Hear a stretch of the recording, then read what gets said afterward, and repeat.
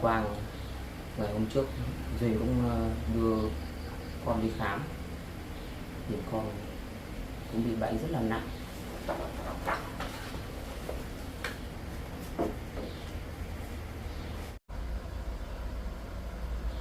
Đây là phần bị teo và tịt ở van tim động mạch của con đây.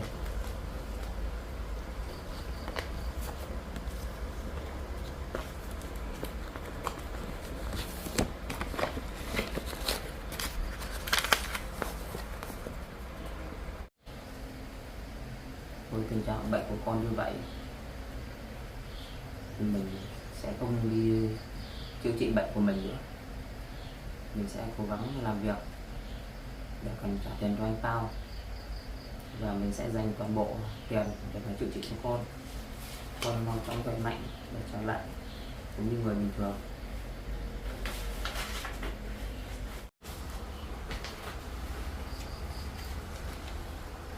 Thì toàn bộ là hồ sơ bệnh án của con,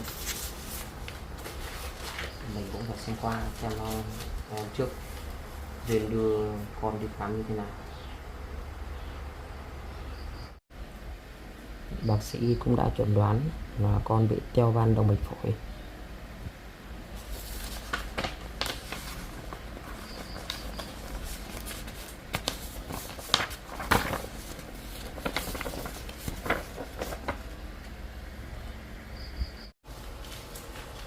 Trong bệnh viện qua là mình cũng đã biết là bệnh tình của con như vậy rồi. Mình sẽ cố gắng để làm được thật nhiều, còn chữa trị cho con nữa,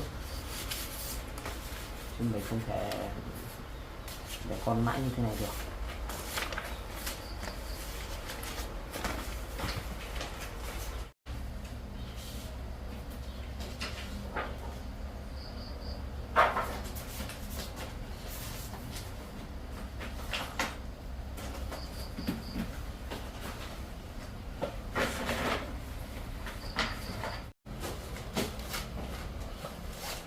Tập hồ sơ dày liên quan đến bệnh án của con cũng rất là vất vả.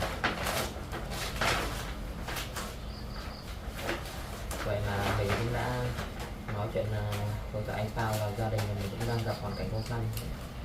Vậy là anh ấy cũng thông cảm cho mình, và anh ấy lại đòi tiền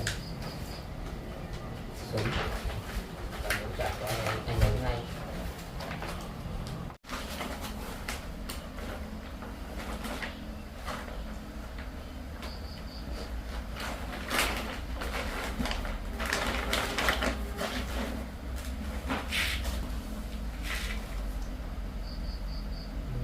Không biết rằng là còn nên là mình đi làm sai hay không, hay là mình ở lại trang trại để phát triển trang trại cùng với cả vợ mình. Thì mà nếu ở lại trang trại để phát triển thì chắc phải mất một thời gian dài nữa thì kinh tế là mình mới ổn định được. Bởi vì trong thời gian này mình cũng vừa đi khám chữa bệnh về, cũng không còn tiền nữa, và nhà mình cũng vừa mới xây dựng trang trại xong cũng không có, nên là chuyện này chắc mình cũng phải bàn bạc lại với cả vợ mình để mình đi làm một thời gian để kiếm tiền để còn trả nợ và lo tiền viện cho con nữa.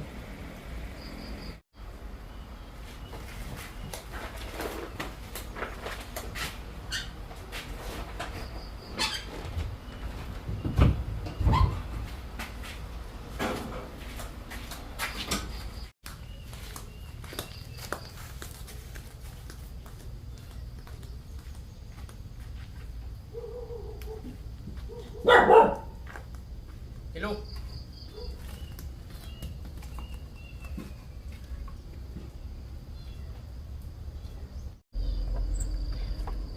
Quên không đóng cửa nhà.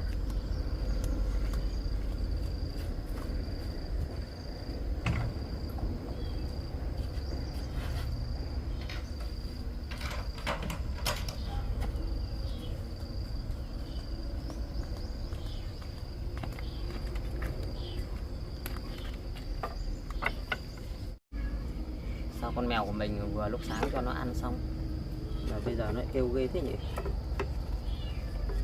Thôi lát nữa mình về kiểm tra xem thế nào.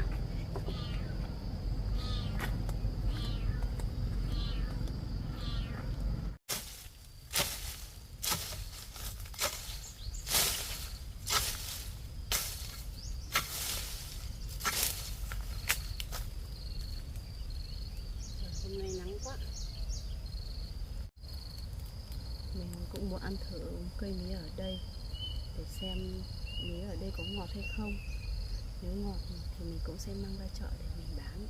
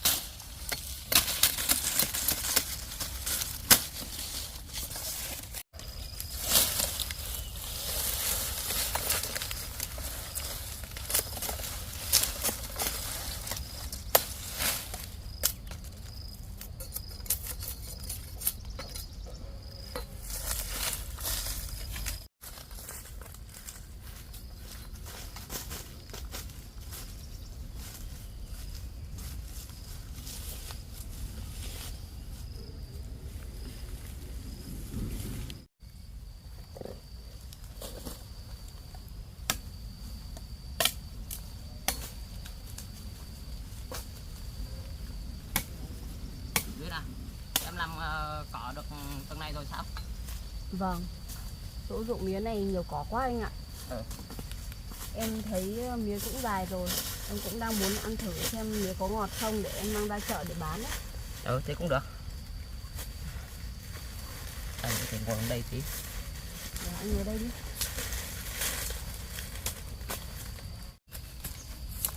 Nhìn vườn mía này cũng lâu rồi cũng không chăm sóc nên là cây cũng nhỏ em vậy. Vâng, tại thời gian vừa rồi vợ chồng mình cũng tập trung làm nhà thôi nên cũng chưa thể chăm sóc được trang trại anh ạ. Lúc này anh ở nhà anh làm gì thế? Anh ở nhà để xem lại cái hồ sơ bệnh án của con, là cũng không biết đến bao giờ con mới được phẫu thuật trở lại em vậy. Anh cũng rất lo lắng là đến khi mà con đi phẫu thuật mà mình lại không có tiền. Em cũng đang lo lắng như vậy đây anh ạ. Nhưng mà hiện tại bây giờ bác sĩ cũng chỉ hẹn chúng ta đưa con đến tái khám thôi, nên chúng ta vẫn có thể lo được khoản chi phí đó. Còn em thấy bác sĩ nói rằng bệnh tình của con thì cũng phải nhờ đến bác sĩ chuyên gia bên nước ngoài nữa cơ. Bởi vì trước đó thì con cũng phải nhờ đến bác sĩ bên Hoa Kỳ về để phẫu thuật. Nên em nghĩ rằng nếu có phẫu thuật lần sau chắc chắn họ cũng vẫn phải mời bác sĩ bên đó sang để chữa cho con đấy. Chuyện này thì em nói cho anh thì anh cũng biết rồi. Nhưng mà trong thời gian này thì anh vẫn rất lo lắng khi con đi chữa trị bệnh mà hết nhiều tiền. Em nghĩ rằng anh cũng không cần phải lo lắng quá đâu. Bởi vì em thấy ở bệnh viện họ cũng có nhiều chính sách xã hội rất tốt cho những gia đình bệnh nhân nghèo anh ạ. Nếu viện phí cao quá thì họ cũng hỗ trợ chúng ta và hướng dẫn chúng ta làm hồ sơ để xin quỹ bảo trợ để chúng ta giảm bớt chi phí khám chữa bệnh ạ. Với tình hình như thế này thì có lẽ là anh cũng phải đi làm xa một thời gian đấy em ạ, để anh lấy tiền trả nợ cho anh Pao đã. Nhưng anh định đi đâu mà anh nói là đi làm xa vậy? Có lẽ anh sẽ phải ra ngoài thị trấn để mà anh xin việc làm ở đó em ạ. Bởi vì trong thời gian này vợ chồng mình mà cùng nhau ở nhà mà phát triển trang trại cũng phải mất một thời gian dài thì mình mới có kinh tế, thì mới có tiền để trả cho anh Pao được. Mà trong khi đó thì anh Pao lại đang đòi tiền vợ chồng mình cũng rất là gấp, là anh sẽ tính là như vậy. Vâng, nếu anh nghĩ như vậy thì anh cứ ra thị trấn xin việc làm đi. Em ở nhà em chăm sóc trang trại và chăn nuôi dần cũng được. anh làm ở ngoài thị trấn thì vẫn thỉnh thoảng vẫn có thể về nhà được vào buổi cuối tuần. Vâng.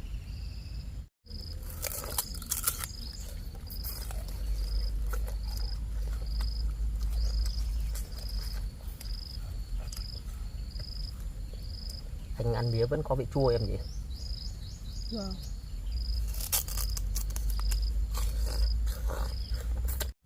Em cũng định ăn thử cây mía này liệu xem nó có ngọt hay không để em mang ra chợ bán. Nhưng ăn vào có thấy nó hơi chua, không biết liệu mình có bán được không.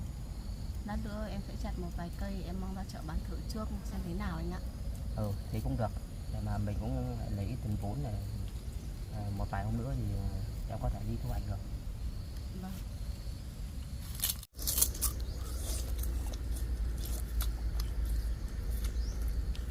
Thôi chúng ta cứ ăn mía đi đây em ạ. Sau đó lát nữa thì em mới chặt mía rồi mang ra chợ bán thế nào. Vâng. Em nghĩ rằng nếu mà mía này ra chợ bán cũng được thì chúng ta bán hết với mía này thì cũng có được khá nhiều tiền vốn rồi anh ạ. Thôi vợ chồng mình cố gắng vất vả để kiếm tiền để con trả nợ thôi, chứ bây giờ cũng chả biết phải làm thế nào nữa. Thôi em ngồi ở đây nhá, anh đi vào vườn đi anh chặt mía đó.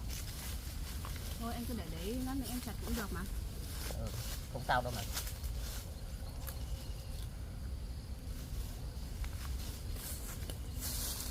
Anh cứ chọn những cây to đẹp thì đem đi chợ bán trước để xem tình hình thế nào anh ạ.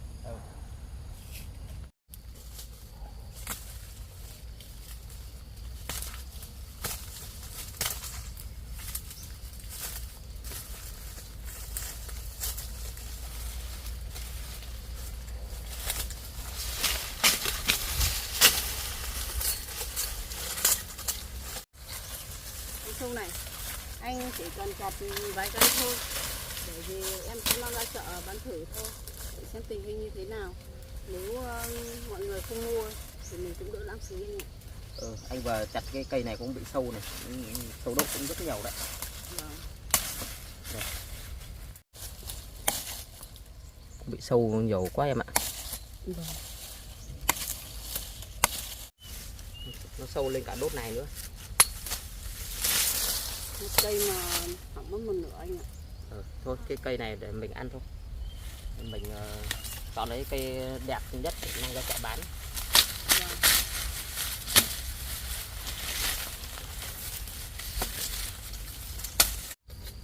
Anh thấy cây mía này vẫn còn ngắn quá, chắc là vẫn còn non, vẫn chưa thu hoạch được. Không phải mía non đâu anh ạ, do mình không chăm sóc được nên nó chỉ được như vậy thôi. Anh chặt thử một cây nữa.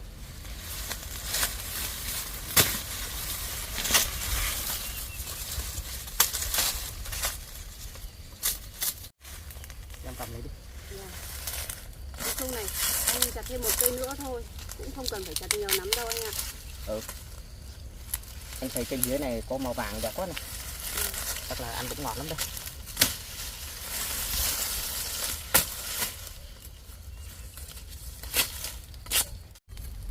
Em cầm lấy đi. Để anh lấy lại cái phần ngọn này để đem về bên nhà mình cũng trồng vào cái dưa chuồng gà. Nào nó lên cũng cho nó mát. Vâng. Để em mang nó chơi nhá.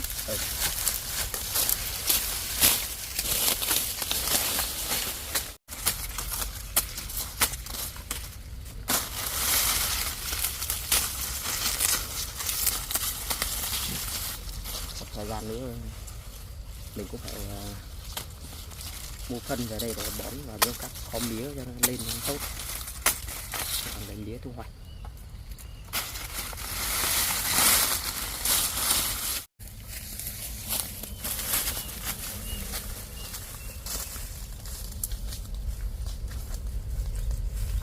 Anh chặt ngắn miếng khúc mía này đi cho em.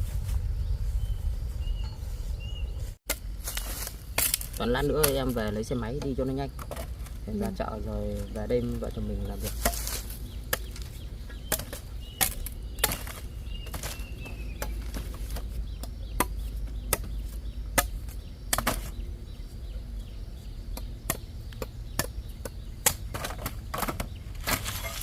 em đeo gối cho. Ừ. Đi thôi em.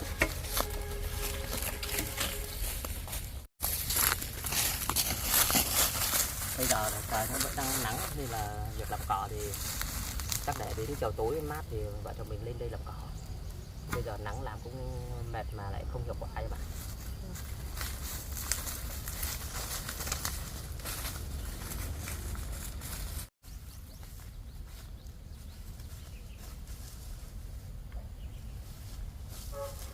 Hoa đẹp quá này em. Ở vườn nhà mình em thấy mẹ cũng trồng rất nhiều cây hoa đấy anh ạ. Bây giờ hoa cũng sắp đến mùa nở rồi, đang rất đẹp ạ. Anh thấy mẹ cũng thuê người cũng trồng được nhiều cây ăn quả nữa. Vâng. Vợ chồng mình cũng có cây để thu hoạch nữa.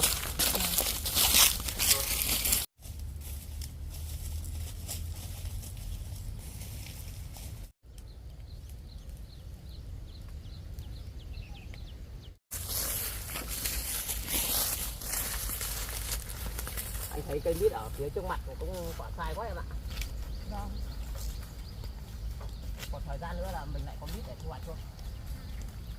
Cái này cũng nhỏ nhưng mà nhiều quả thật anh ạ. Em thử đếm xem cái cây mít này bao nhiêu quả này. Anh nhìn thấy quả nó cũng to nhiều rồi đấy.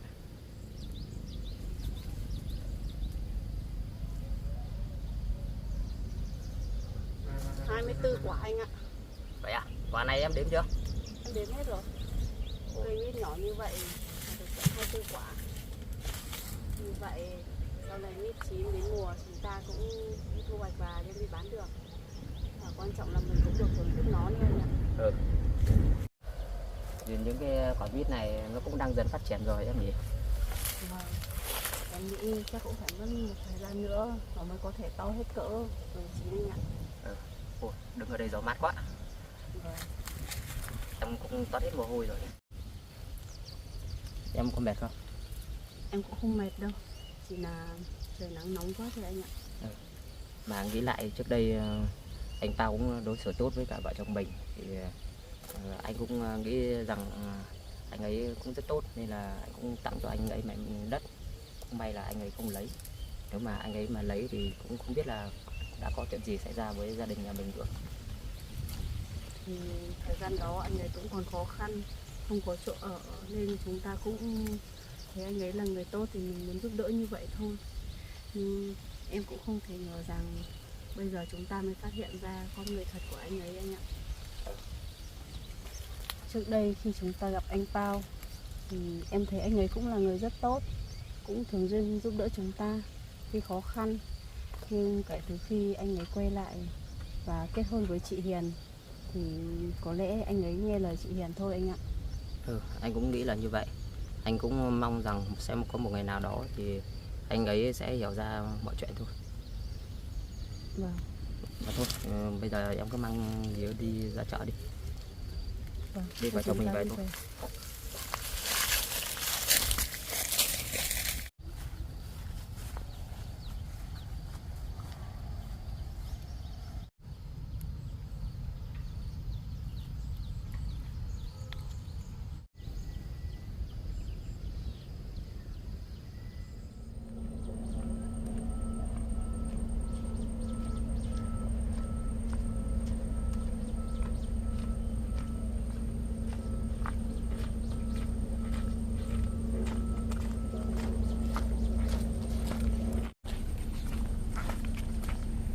Xong mình gọi điện cho Xuân và Duyên, cả hai người không nghe máy được.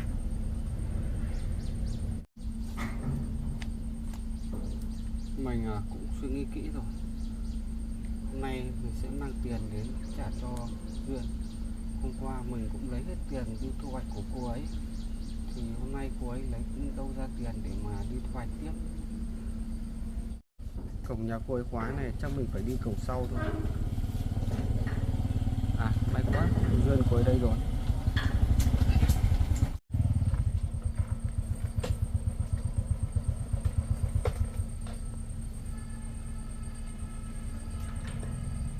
Anh Pao à, anh đang làm gì ở đây vậy? Anh lại định đến đòi tiền của gia đình em sao? À không, Hôm nay tôi không đến đây để đòi tiền gia đình cô đâu. Vậy anh đứng đây làm gì thế? Lúc nãy ấy, thì tôi gọi điện cho cô và cho Sung thì cũng không thấy cô và Sung nghe máy, nên tôi phải đến đây tìm cô có chút việc. Anh đến tìm vợ chồng em làm gì có việc gì ngoài việc đến lấy tiền đâu ạ?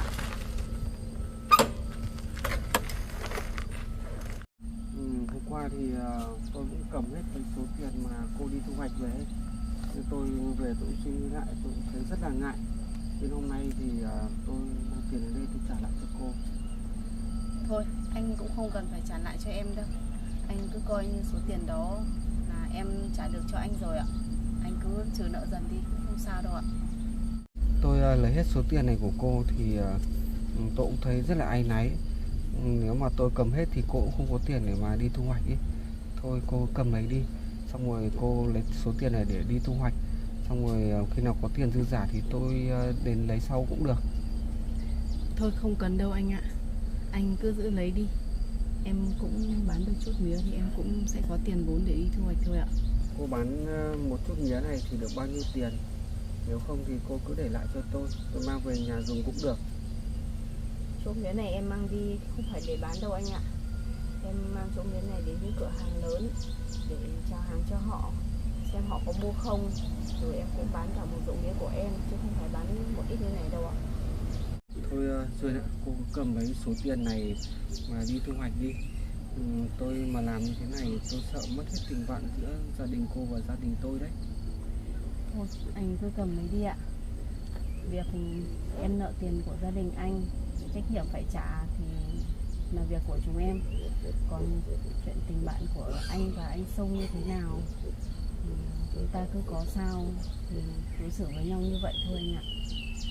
Mà Duyên này, dạo này tôi thấy tình cảm của hai nhân gia đình chúng ta cũng càng ngày càng xa cách dần hay sao ấy. Hay là từ ngày tôi kết hôn với Hiền nên mới bị như vậy nhỉ? Chuyện này tại sao anh lại hỏi em? Em cũng không biết được đâu. Chuyện tình cảm giữa hai gia đình chúng ta trước đây vẫn rất tốt đẹp. Nhưng từ khi có sự khó khăn xảy ra thì em cảm thấy mọi chuyện không như chúng ta nghĩ nữa anh ạ. Tôi cũng cảm nhận được như vậy.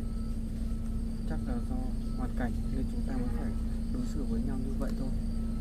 Mà này, Sung có nhà ông Duyên?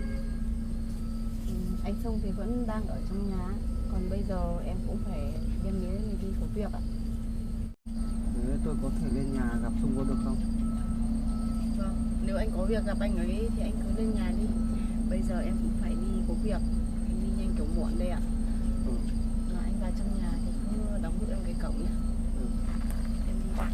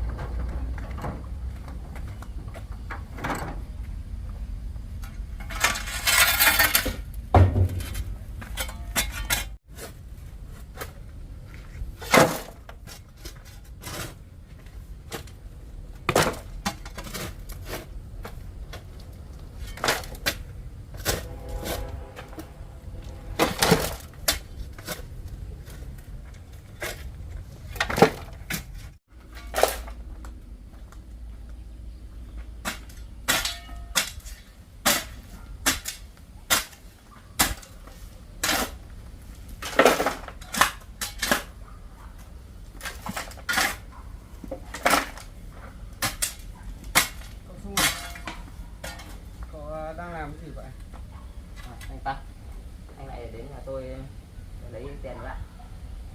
Không phải như vậy đâu. Hôm nay tôi đến đây tôi gặp cậu là có chuyện khác đấy. Có chuyện gì vậy anh?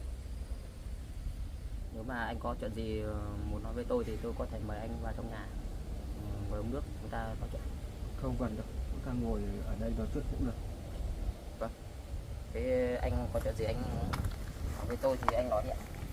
Qua trên đường đi có việc ấy thì tôi cũng gặp Duyên đi thu hoạch về, thì tôi cũng nhỡ lấy mất cái số tiền mà cô ấy đi thu hoạch nông sản ấy. Tôi về nhà thì tôi cũng suy nghĩ lại chuyện đấy cũng không nên, nên tôi cũng thấy có lỗi với cô ấy. Hôm nay tôi mới đến đây để trả lại cho cô ấy cái số tiền mà hôm qua tôi lấy của cô ấy. Việc hôm qua thì Duyên cũng đã nói cho tôi biết rồi. Tôi cũng cảm thấy rất tức giận vì điều này đấy anh ạ. Tôi về nhà thì tôi cũng cảm thấy rất là hối hận, với lại là xấu hổ vì cái hành động của mình. Nên hôm nay tôi mới đến đây mới trả lại cho cô ấy số tiền đấy. Lúc nãy thì tôi gặp Duyên ở dưới cổng ấy, thì tôi định đưa lại cho cô ấy nhưng mà cô ấy không cầm, nên tôi mới lên đây nói chuyện này với cậu. Mà thôi anh cũng không phải trả lại đâu. Coi như số tiền đó thì vợ chồng tôi cũng trả bớt cho anh một phần. Thôi cậu đừng còn nói như vậy. Tôi biết gia đình cậu cũng rất là khó khăn, nên tôi muốn trả lại cho cậu cái số tiền này để cậu đưa cho Duyên để cô ấy còn đi thu hoạch. Thôi tôi cũng cảm ơn anh nhiều. Tôi sẽ cố gắng một vài ngày nữa tôi đi làm rồi tôi có tiền thì vợ chồng tôi cũng sẽ có vốn để mà đi thu hoạch thôi, nên là anh cũng không cần phải lo lắng quá đâu. Cậu Sung này, từ ngày mà tôi kết hôn với Hiền ấy thì cậu có cảm nhận thấy con người tôi có thay đổi gì nhiều không? Thực ra thì tôi cũng mới trở về đây, nên là qua một vài ngày nên tôi cũng cảm thấy anh cũng thay đổi rất nhiều, không như trước kia. Anh sao ạ? Tôi cũng cảm nhận được mình thay đổi nhiều quá. Theo cậu thì tôi nên giải quyết việc này như thế nào đây? Anh sao ạ? Đối với việc gia đình anh thì tôi cũng không muốn can dự vào làm gì cả, nhưng mà tôi cũng chỉ có mong anh là sống với đúng lương tâm của mình, để sau này anh có thời gian thì anh suy nghĩ lại sẽ không hối hận điều gì cả. Cậu nói như vậy cũng đúng. Tôi cũng cảm ơn cậu khi cậu đã cho tôi lời khuyên. Thôi anh không phải cảm ơn tôi làm gì cả, tôi có sao thì tôi nói như vậy thôi. Cậu Sung này, cái tiền công mà tôi Hiền đã nói với vợ chồng cậu là cái tiền công mà tôi đi làm giúp cho vợ chồng cậu ở nhà cậu thời gian qua ấy, thì cái tiền đấy thì tôi sẽ không lấy nữa đâu. Còn cái số tiền mà tôi bỏ ra tôi đi tìm cậu trong cái thời gian cậu mất tích ấy, thì cái số tiền đấy là tiền túi của tôi, thì cậu có thể trả lại cho tôi cái tiền đấy. Còn cái tiền công mà tôi giúp gia đình nhà cậu thì không phải trả tôi đâu. Sao anh lại nói như vậy? Hôm trước vợ chồng anh còn muốn lấy tiền công ở tại gia đình tôi mà. Cái đấy thì cậu cũng suy nghĩ lại rồi. Tại vì trước khi cậu đi nước ngoài chữa bệnh thì cậu cũng đã nhờ tôi phải đến đây giúp đỡ gia đình cậu, nên tôi đến đây giúp đỡ, chứ tôi không phải để đến đây làm để mà lấy tiền công đâu. Thế lý do tại sao anh lại nghĩ tới là lấy tiền công của gia đình tôi vậy? Tại vì tôi nghe lời Hiền nên tôi mới làm như vậy thôi. Thế tại sao lúc đấy Hiền nói với anh như vậy, sao anh không suy nghĩ kỹ đi, khiến bây giờ gia đình tôi cũng đang nghĩ khác với anh đấy? Lúc đấy thì tôi không kịp suy nghĩ, nên bây giờ tôi suy nghĩ lại thì tôi thấy mình quá là sai rồi. Nên hôm nay tôi đến đây để nói chuyện với cậu và tâm sự với cậu, cũng là để xin lỗi cậu, để chúng ta trở thành những người bạn tốt như trước đây. Vâng, nếu anh đã nghĩ được như vậy thì chúng ta vẫn là người bạn tốt của nhau. Thì hôm nay cậu đang san nền nhỉ? Đúng rồi anh ạ, tôi san nền như vậy để lấy mặt phẳng của sân cho nó đẹp anh ạ. Hôm nay tôi cũng không đi đâu cả, chắc để tôi giúp cậu một lúc. Vâng, vậy chúng ta đứng dậy làm thôi.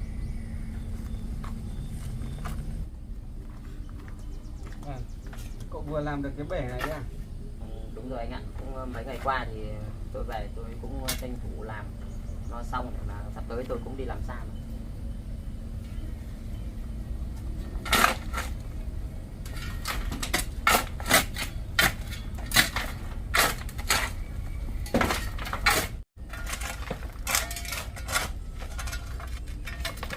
tôi thấy cậu làm được cái bể nước này thì cũng rất là đẹp đấy. Nhưng mà tại sao cậu không xây bằng gạch? Cũng do mấy ngày qua thì gia đình anh cũng đòi tiền gia đình tôi nhiều quá, nên là tôi cũng không có tiền để xây gạch, nên là tôi cũng ra xung quanh cái bờ hồ này để tôi nhặt đá về để tôi xây thôi anh ạ.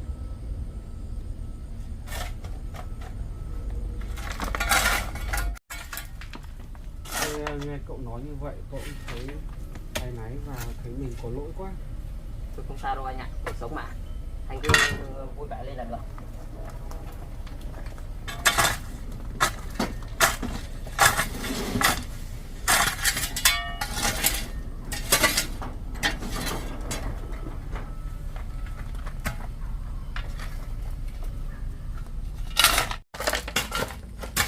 Anh Tao ơi, nếu mà việc anh không lấy tiền công ở gia đình tôi thì liệu vợ anh có trách móc gì anh không?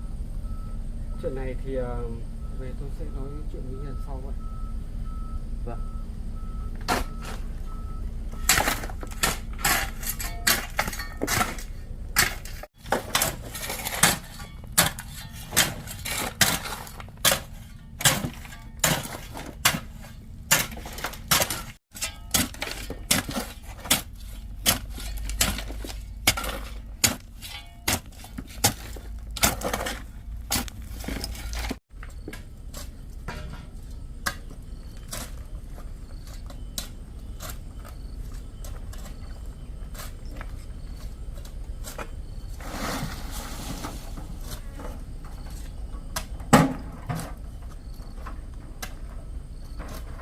Nếu mà hôm nay anh nói với tôi như vậy thì lát nữa mà Duyên mà về mà biết được chuyện này thì chắc vợ tôi cũng vui lắm đây anh ạ.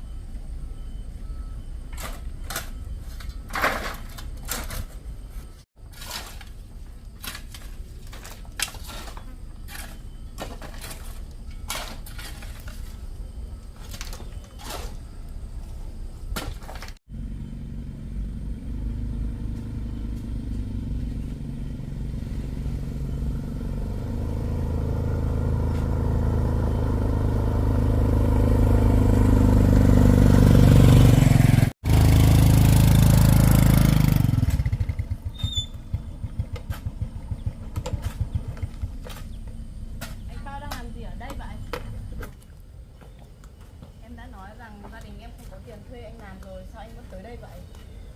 Tôi Duyên ạ, lúc nãy thì anh ấy cũng tới đây và anh ấy cũng nói với anh rằng là anh ấy sẽ không lấy tiền công của gia đình mình nữa. Anh tin những gì anh ấy nói à? Trước đây anh ấy cũng nói như vậy mà. Sau đó hai vợ chồng anh ấy tới đây nói là lấy tiền công. Lúc đó anh có nói lại được nữa không? Cũng không phải như cô nghĩ đâu. Lúc đấy thì cậu nói chuyện với Sung rồi, mà tôi sẽ không lấy tiền công của những ngày tôi đến đây tôi giúp gia đình cô nữa đâu, mà tôi chỉ lấy lại cái số tiền mà trước tôi bỏ ra tôi đi thuê người đi tìm Sung khi cậu ấy mất tích thôi. Sao tự nhiên vợ chồng anh lại thay đổi ý vậy? Hay hai người lại có kế hoạch gì khác sao? Không phải vậy đâu. Hôm nay tôi đến đây tôi cũng chỉ là xin lỗi hai vợ chồng nhà cô thôi. Thôi em ạ, anh ấy cũng đã tâm sự với anh rồi, nên là anh ấy cũng chỉ có lấy tiền mà trước kia anh ấy thuê người mà đi tìm anh thôi, còn lại tiền công anh ấy cũng không lấy của gia đình nhà mình nữa. Vợ của anh có biết chuyện này không ạ? Nếu chị ấy mà biết chắc chắn chị ấy cũng sẽ không để yên cho anh đâu. Bởi vì suốt thời gian vừa rồi chị ấy cũng thường xuyên tới gia đình em để lấy tiền công của anh. Ngay cả con mèo con chị ấy đem đến cho em nuôi chị ấy cũng tới đòi mà. Không sao đâu. Chuyện này thì về tôi sẽ nói chuyện với Hiền sau. Thôi bây giờ chúng ta đi ra kia làm nốt đi. Nhưng liệu những lời nói của anh vợ chồng em có thể tin được nữa không ạ? Lần này vợ chồng cô cứ tin tôi đi. Thôi em ạ, chúng ta đi làm đi, ông tao cũng giải thích cho anh biết rồi, nên là em cũng không phải lo lắng quá đâu. Vâng.